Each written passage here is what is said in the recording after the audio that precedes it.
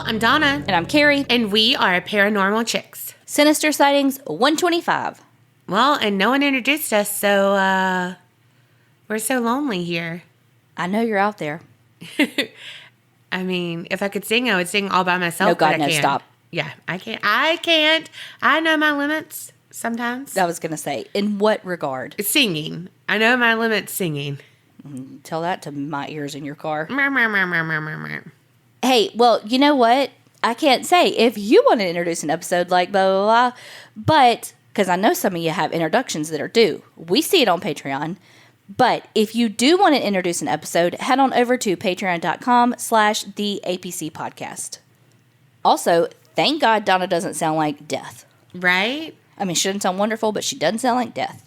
Okay, speaking of death, nursing home ghost/demon. Hey ladies, I've been a huge fan and finally sat down and jotted my story to you guys. I'm currently a nurse, and the banter between you two keeps me sane through MedSurg 2 and OB. For ambiguity purposes, call me A, and I changed all my patients' name. This story's kind of long, so here goes. I'll preface this with saying I've always had creepy or weird stuff happen to me since I was a child. I'm pretty sure there is something attached to me that follows me through life that I haven't figured out is good or bad. So I'm not surprised when odd occurrences start to happen. Being a new nurse, you pay your dues by working night shift. I started working at a rundown nursing home that was built in the 60s. My hall was one of the oldest. I had about 30 patients, and by 9 p.m., I would turn out the lights and continue my med pass. I would stand at my cart preparing meds and see out of the corner of my eye someone wheeling up or sometimes walking up to me. I would put whatever I was working on down and look. Nothing was there. At first I thought maybe I'm tired or the lights are fucking with me. I eventually just said whatever and let it go. That was the least of my problems. I would do my AM meds pass early, starting at about 03:30. That's 3:30, Donna. Wow.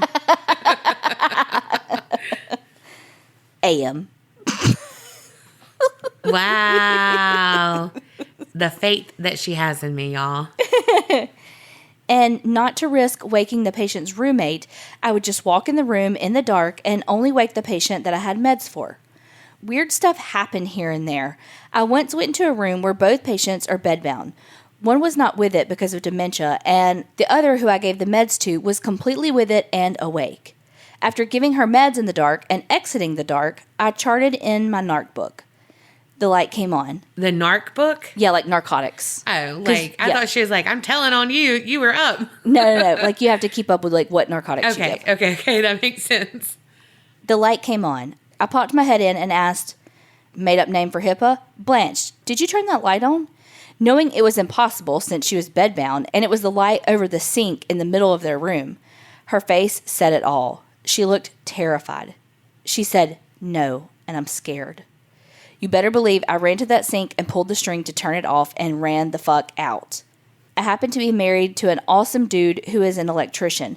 I sent him a picture of the type of light and asked him if that could come on its own. He said no. Poor Blanche left to figure it out on her own. Right? Here's something to make you go to sleep. Sorry, bye. Yeah. I'll just turn that light off so you can't see what's coming at you. So some time passes and little creepy things happen. More lights on, Dynamat machine reading pulses and O2 sats when no one is hooked up to it, and unsettling things when you enter a room. All of this shit came to a head one night when I was on a morning med pass. My cart was placed right outside the patient's room. Hall lights off along with the patient's room. Her roommate was sent to our COVID unit for a fever spike, so she was by herself. Preparing her meds, I see an orb go into the room. I drop my stuff and find my tech. I told her what I saw, and she asked if she wanted me to have her in here with me. So I was happy to have someone in there as proof for what happened next. Gathering her pudding full of crushed up Lasix and thyroid pills, we walked into the room. This time we turned on the lights. She was laying there with her eyes closed. Before we could even say hello, she says, "Can you guys make the hissing stop?" At that moment, I felt ill. Hissing? Fuck this mess. We asked her where it was to try to see if it was her AC unit or a pipe.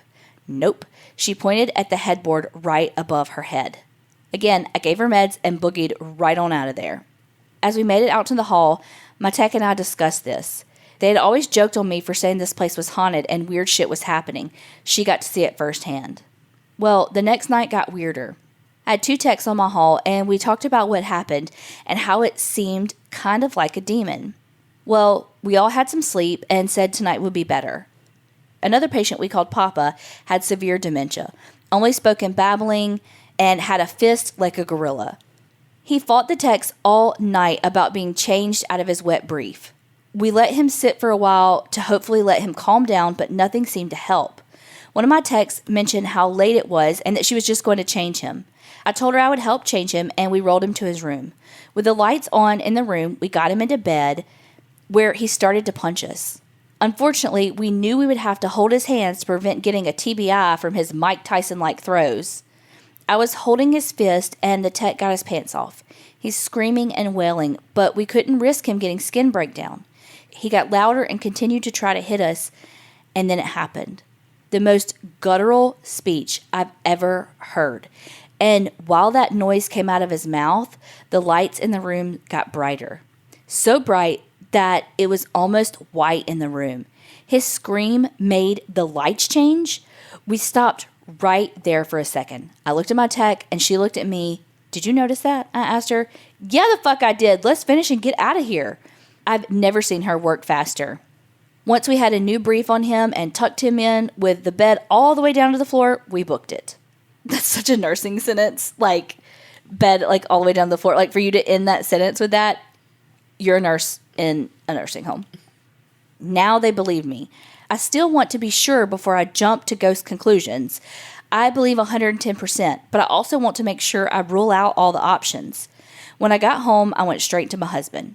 I told him the complete story and waited.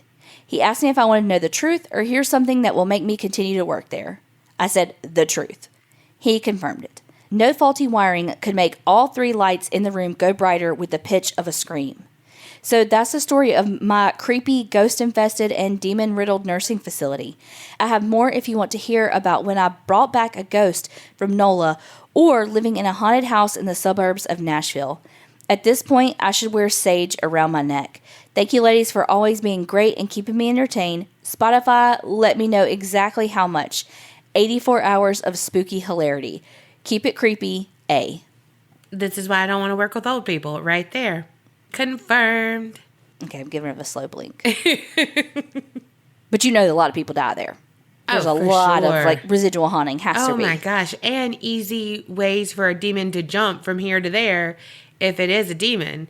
Which it sounds like when you said hissing and then the lights and everything. And then when he was being so like forceful and when he yelled the lights got brighter.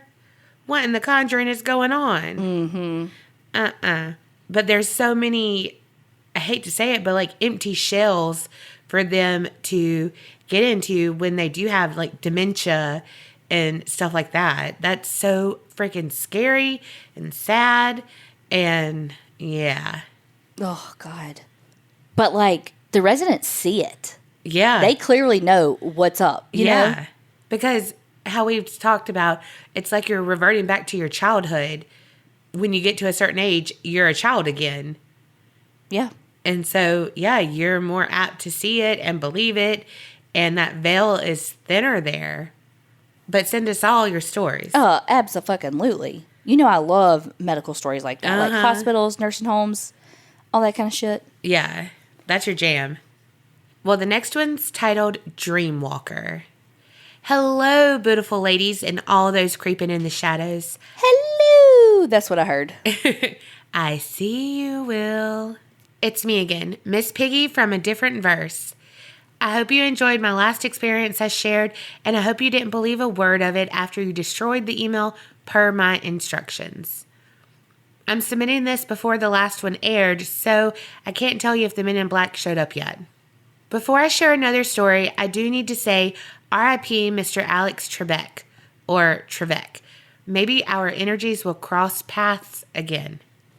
This experience is a lot fresher in my memory as this happened 2 days ago on December 5th, 2020. It started out as a normal Saturday at work. Well, as normal as working on a Saturday in a fucking pandemic.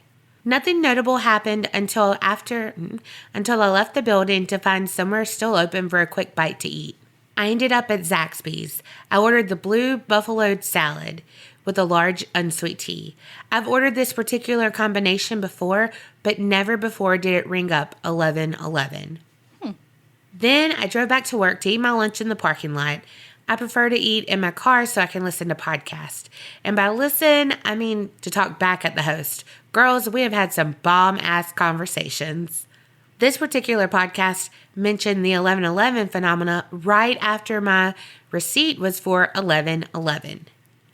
And it's 11:11 a.m. right now as I type this. Damn.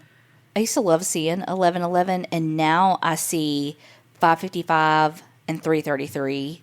Sometimes 2:22 and 4:44, but like almost every day it's 3:33 or 5:55. Yeah.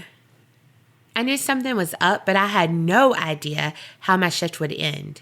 I almost must note, although it's not important to this tale, I saw a picture of an old friend of mine I affectionately call Satan during this lunch break. I met him right after I started to see 11:11 over 15 years ago. About an hour before my shift was to end, my supervisor, Shinron, asked me to go outside with him. I hope I pronounced his name correctly. His shift was ending and we had had a fairly busy day. I knew he probably needed something to take the edge off. As we made our way outside, I offered, I have some bud in the car. I have some dab. We laughed, then headed to his car. I'm so uncool that dab to me is like the hand gesture. Yeah, I was like, I'm glad you're reading this because I don't fucking know what any of that means. Yeah, I mean, I get bud, but dab, I don't know what that is. A little dab will do you? I don't know. Maybe it's like the pot version of sour cream. Dollop of daisy, a dollop of bud. What was it? A dollop of daisy, a dab of bud. In his car, he got his gear out and we got to managing our stress. Are they from Australia? Got his gear out? I know that from watching Wentworth. Uh-huh. We started talking about this and that and whatever. Shinron started to tell me a story, but for the life of me, I can't recall what he was saying. Actually, recall is not the best word for this, and is highly inaccurate as I didn't have the opportunity to know what he was saying. As he was talking, I started to strain to hear him. It was like someone turned the volume down on Shinron. I could see his mouth move and tried to still follow along until I noticed something strange on my right side. My left side, closest to him, seemed to be anchored down in this plane. My right side seemed to be somewhere else. As he kept talking on mute, I could see a weird motion blur on my right side. My attention shifted to this blur. I wasn't alone. There was a male presence in this blur. I assume he's my spirit guide, but I could be wrong. He told me things about Shinron, but not in words. It was more like a transference of knowledge. In mere seconds, this being dumped this information in my head, and I understood it all. My brain interpreted the information. Shinron travels in his dreams. Shinron is a wanderer. Shinron goes to real places. Shinron knows he does this. Shinron is a dream walker. Ask Shinron if he goes to places in his dreams. At first, I felt the being next to me urging me to ask this question. Within seconds, the energy went from urging to commanding me to ask this question. As Shinron continued to talk, I said, I have to ask you a question. Shinron continued with his story. I have to ask you a question, I repeated with a little more force. Shinron stopped. Do you go somewhere when you dream? Shinron understood my question. He started to tell me how he goes to other places when he dreams. He said they aren't real dreams, but more like real life.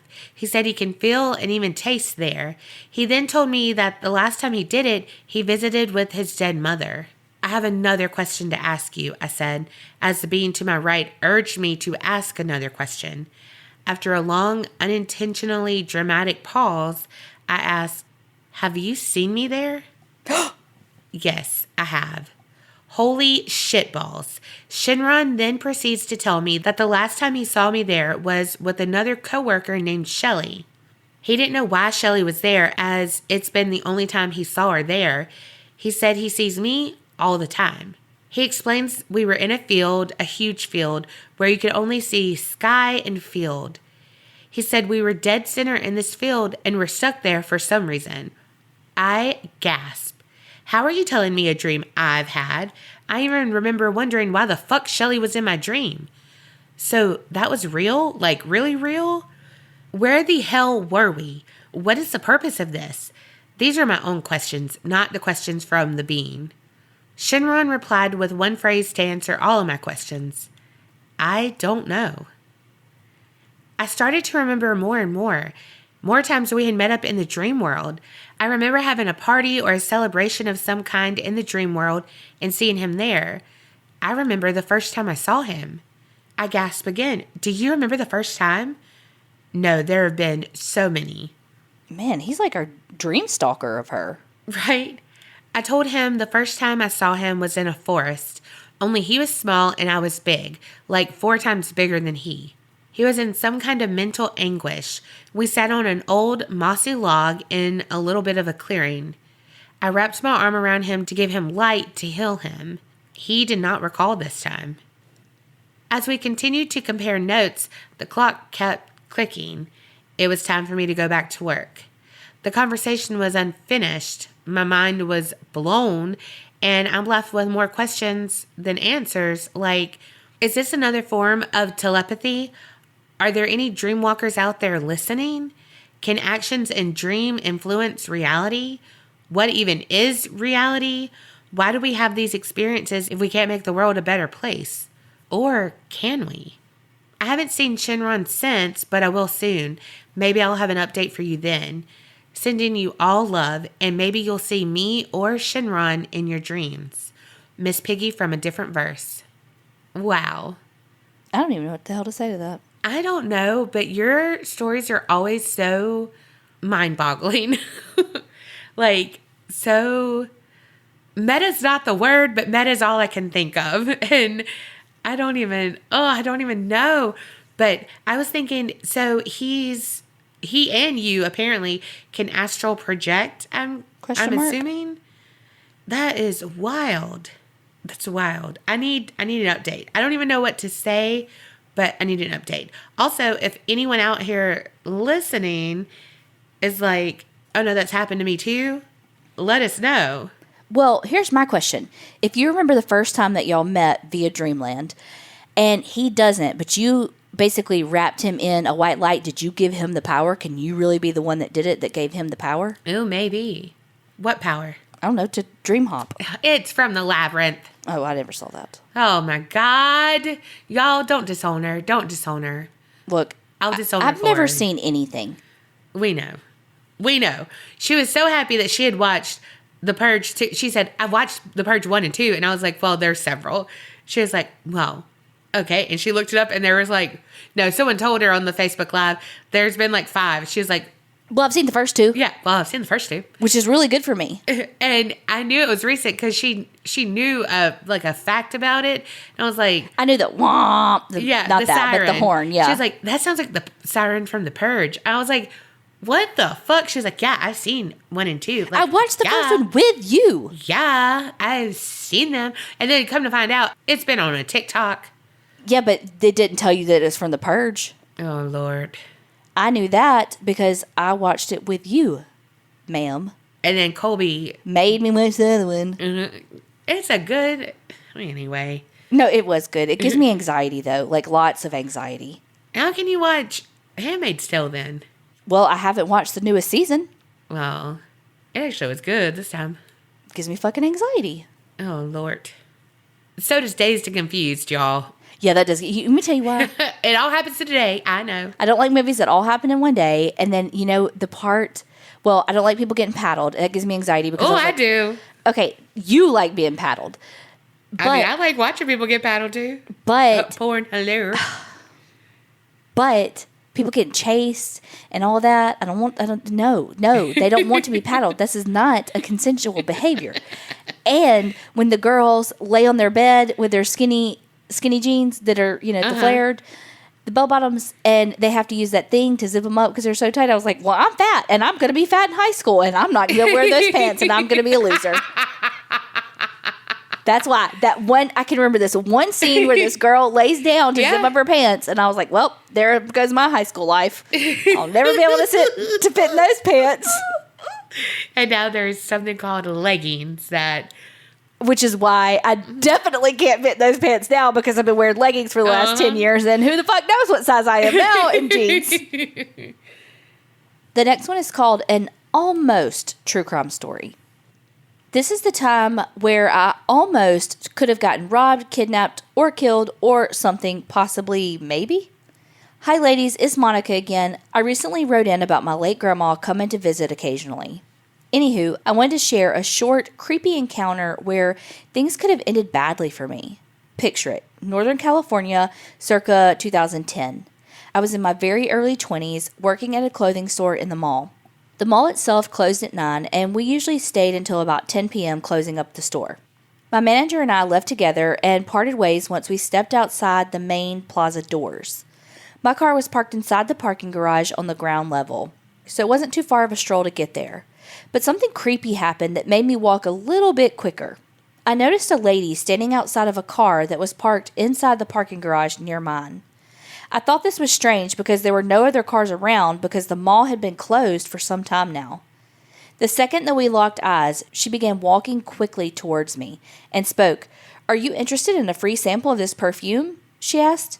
"No thanks," I replied. The lady kept walking towards me, but luckily I was near my car at this point, fiddled with my keys just like in the movies, and threw myself into my car and locked the doors immediately.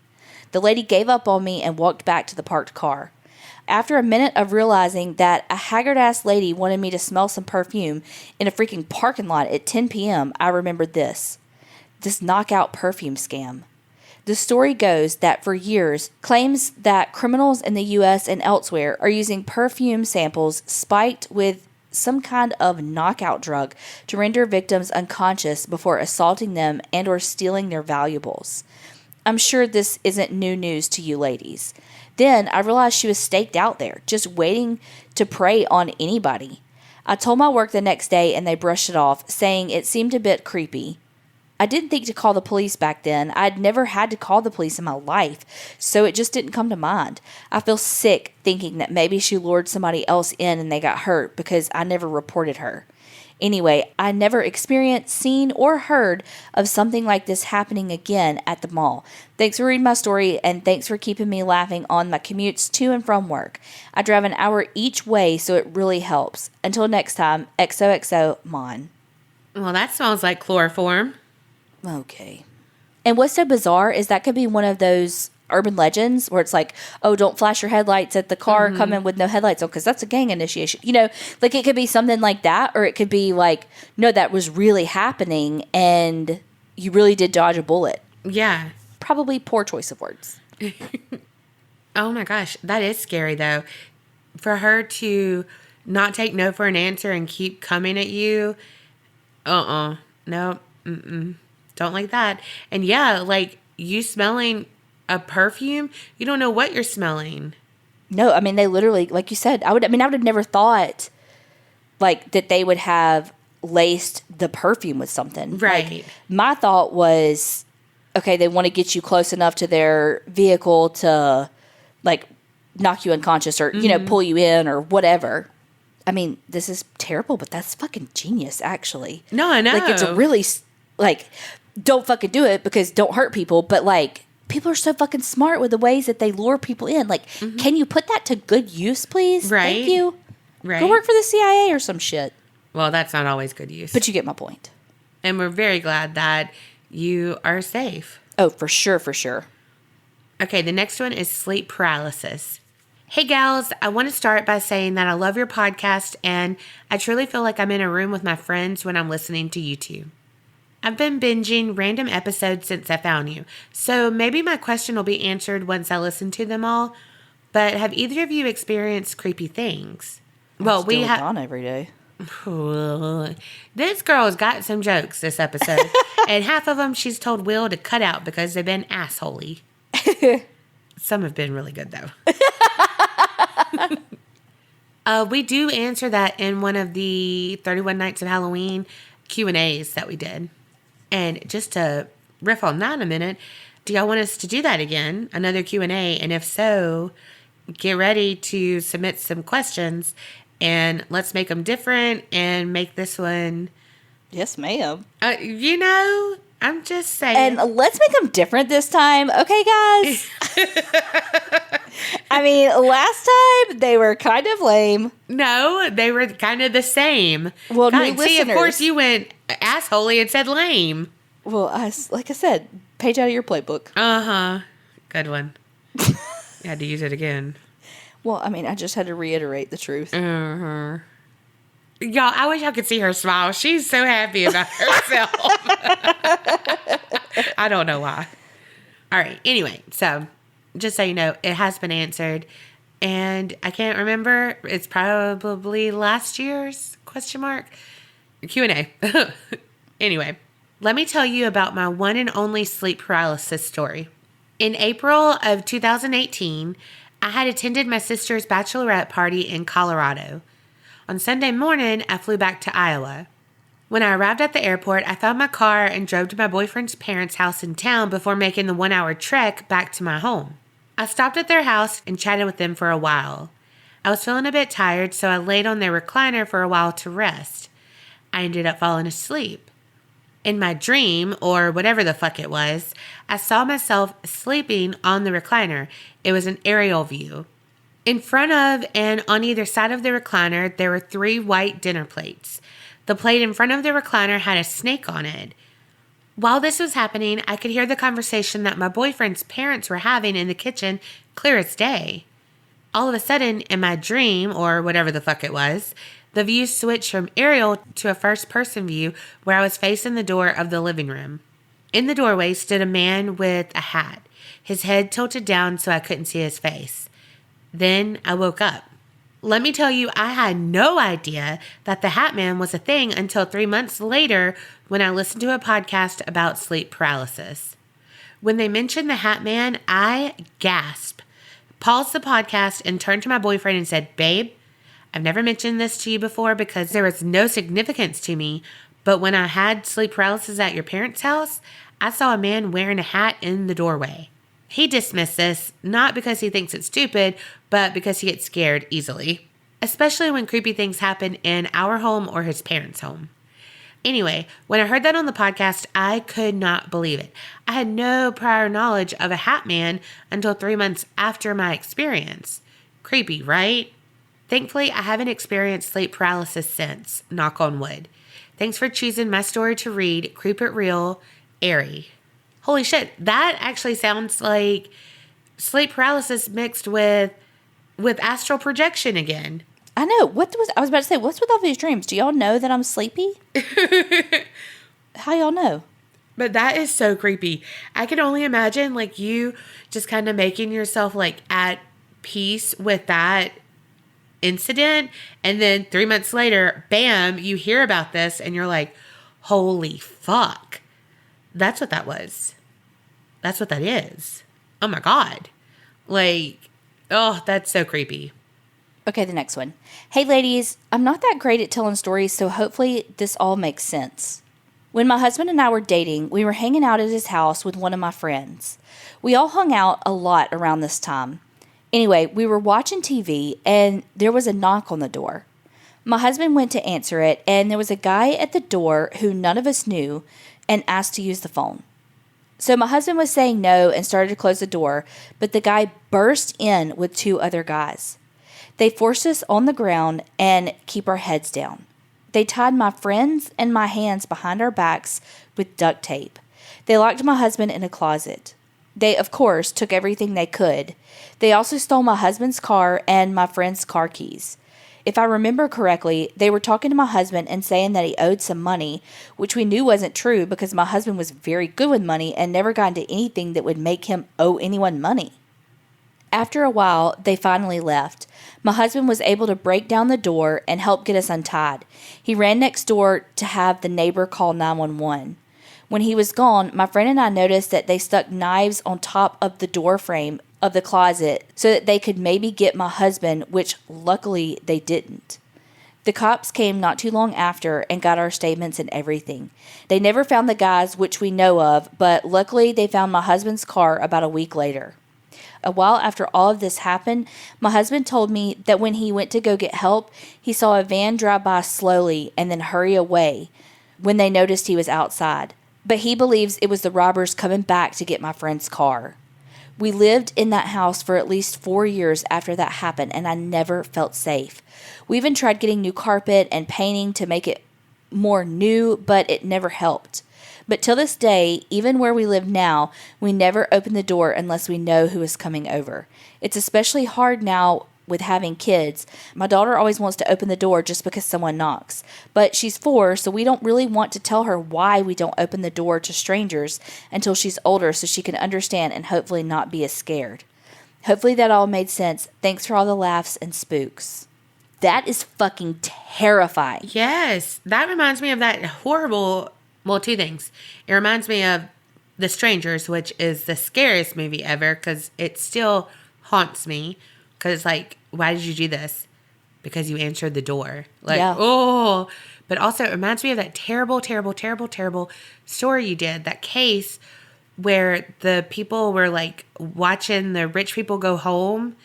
Well, that one lady went into her place and so they got the house next door. Yes. And like, I mean, they tortured and everything, but they stole cars and, oh gosh. But it was like, it's like they got the wrong people, these people who did that to y'all. But of course they're not going to be like, oh, you know what? We got the wrong people. Never mind. Let's go. You know, they're going to continue doing what they're going to do and get some money or whatever out of it. Yeah. But that's what that reminded me of. And oh, I hated that story because it was so terrifying. Oh my gosh. I'm so glad that y'all are okay though. God, that's so freaking scary. Well, what we needed to have after this is called The Sweetest Sighting. Hey ladies, I've wanted to send this for a while, but today's the perfect day to send it in.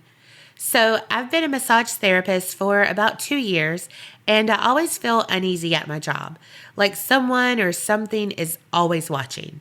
So because of that, I pray during every single session I have, and I pray after. So a year ago, my Nana passed away, and I was heartbroken. I got to see her in hospice before she passed and prayed that God would ease her suffering, and she passed a few hours later. A little story about her because she was a literal angel.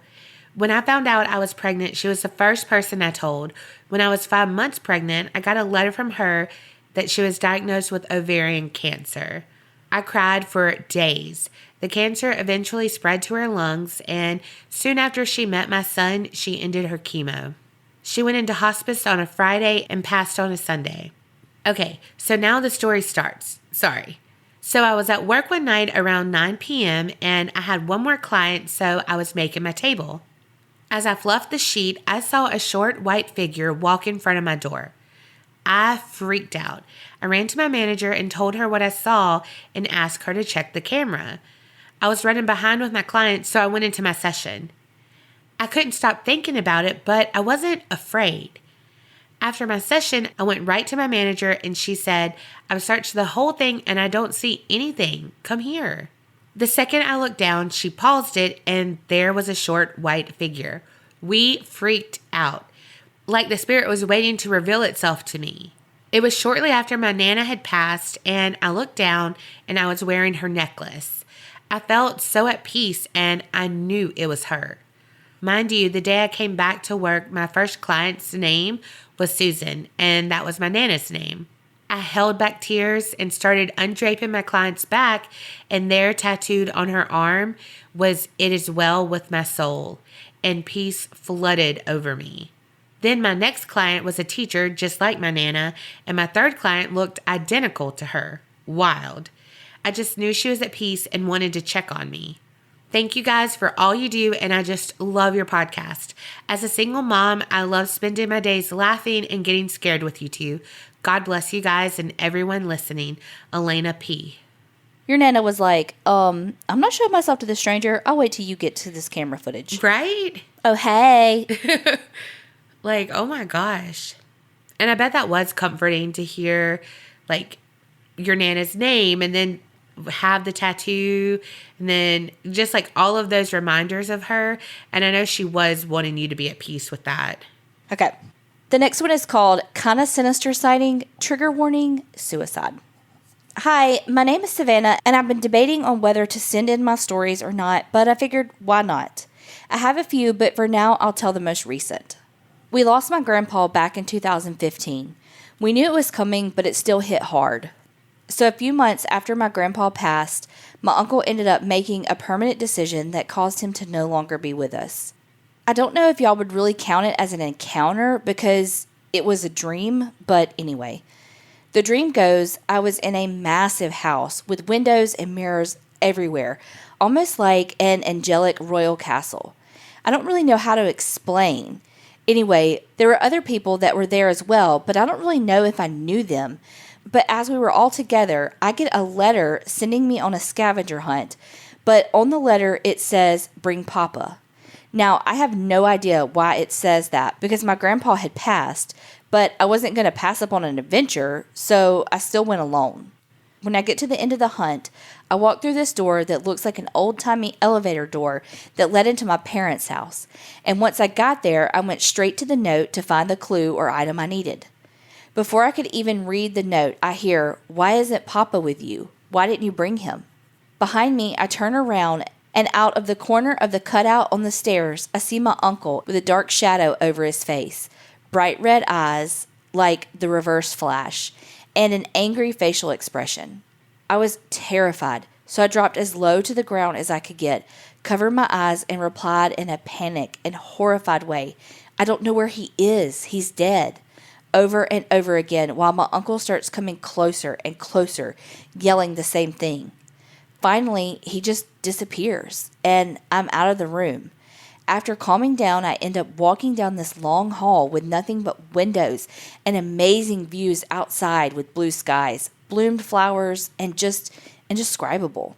When I look outside, I see my papa walking down this road when he looks up at me and smiles and then keeps on walking.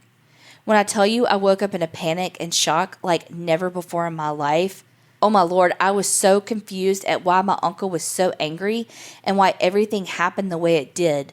But anyway, sorry it was long. I love the podcast and listen to you guys while just sitting at home. I have more stories about some stuff that happened in my parents' home, but I'll send those in later. Have a good day and happy holidays, Savannah. Wow. I wonder why your uncle looks so sinister, though. I mean, this may not even be a thing, but maybe he hasn't found peace on the other side yet. He's still trying to find his father. And so maybe like until he finds that, his soul isn't at rest. And so that's why he looked so sinister, because he wanted you to bring his father to him so that he could rest. Maybe. Or it was just a dream and it meant nothing. It could have been a reflection of your fears of maybe his afterlife based on certain religious beliefs about dying by suicide. Yeah. I count that as paranormal for sure. Like, a dream is a sighting to me. Unless it's just a reflection of your... Right. You know what I mean? Of your day, of your subconscious, of your whatever. Yeah. But, like, when it's something like they come to you? Yeah, that's a sighting to me. Because, like, my mom doesn't always come to me. It's not like, oh, I see her nightly and it's just a normal thing. Like, no. And it sticks with you in a different way. Yeah, it does. Okay, last one. I got a little bit for both of you ladies today. First, true crime. Picture it. It's the 60s in California. My mom lived down the road from the Manson Ranch. Damn. They had to pass it to get out of their neighborhood, and my grandmother did not like them. I guess they used to rent horses out at that ranch, and they were never allowed to do so. Now for the paranormal. When I was about 18, I'm in my late 30s now, I had this Native American man. I couldn't see him. I just knew he was Native American. Like, I could see him in my mind. He never spoke to me, maybe because I couldn't actually see him, who knows. But he would follow me from my room to the bathroom, only staying in the hallway. I could feel that he wanted something from me, but I didn't know what. Over a week or two, it slowly escalated to where he would actually come into my room and stand at the foot of my bed. He wasn't angry, but frustrated, possibly. I think because he wanted something from me, but I didn't know what, and I didn't know how to try to communicate. I was 18, and it freaked me the fuck out, and I just wanted it to stop. So I asked him to leave, and he did. To this day, I feel a bit of guilt for not being able to help him. I have a few other paranormal experiences I will send in on another day. Nicole B. I understand feeling the guilt, but you didn't know how to communicate with him, and he obviously didn't know how to communicate with you either. Yeah. So, communication is a two-way street. We know this. What Hallmark card have you been reading? Yeah, for sure. I don't think you can take on their lack of communication, their lack of understanding, or your inability to, because like you said, it's not like, oh, this is the 17th person that's presented themselves to you and right. You just chose not to help him and chose not, you know what I mean? Picture the beginning of The Sixth Sense. He didn't know fucking how to talk to these people, and he had to learn how to, or, the whatever, the ghosts. And he had to learn how to do that. It's not like you just are like, oh, I know exactly what you're saying. Exactly. You have to learn how to put those pieces together. That's what Teresa Caputo told me. She is a Long Island medium. Thank y'all so much for sending in all of these stories. They were so freaking good. They all kind of tied into all each these other. Fucking dreams, and I'm just over here yawning now. I got to go to bed and see what my dream is about tonight. Dreams and old people. Yes. Keep these stories coming in. We love them so much. Send them in paranormalchicks@gmail.com. And remember, Creep it real and don't get scared.